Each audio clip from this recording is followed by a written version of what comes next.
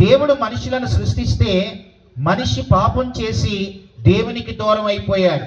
మూడవది, దేవుడు మనిషికి తన మహిమనిస్తే ఏ భేదము లేదు, అందరూ పాపము చేసి దేవుడు అనుగ్రహించే మహిమను పోగొట్టేసుకున్నారు.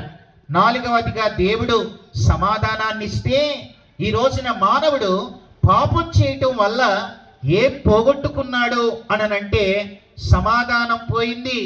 ఈ రోజున వినండి, పాపం చేసిన ఎవ్వరికీ కూడా సమాధానం అనేది ఉండదు. ఈ భూమి మీద పాపంలో ఉన్న వారికి, పాపి అయిన మానవునికి సమాధానం ఎక్కడ ఉండదు, దొరకదు. అయితే ఈ సమాధానం మనకి ఎవరిస్తారు? వినండి, కొన్ని మాటలు చెబుతాను. మంచం పరుపు మనం కొనుక్కుంటామే గాని నిద్రను ఎవరైనా కొనుక్కుంటారా?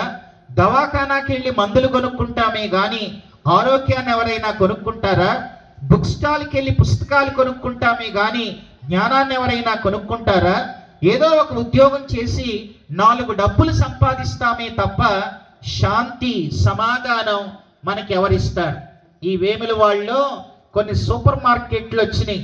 అయితే వినండి, ఏదైనా ఒక సూపర్ మార్కెట్కి వెళ్ళి ఆ సూపర్ మార్కెట్ వాళ్ళని 1,00,000 రూపాయలు ఇస్తాను, నాకు కేజీ సమాధానం కావాలి, ఎంతైనా ఇస్తాను, అమ్ముతారా అని అంటే ఏ సూపర్ మార్కెట్ వాళ్ళైనా, ఏ కిరాణా షాపు వాళ్ళైనా మనకి సమాధానాన్ని అమ్ముతారా? మీరే ఆలోచించండి. అందుకే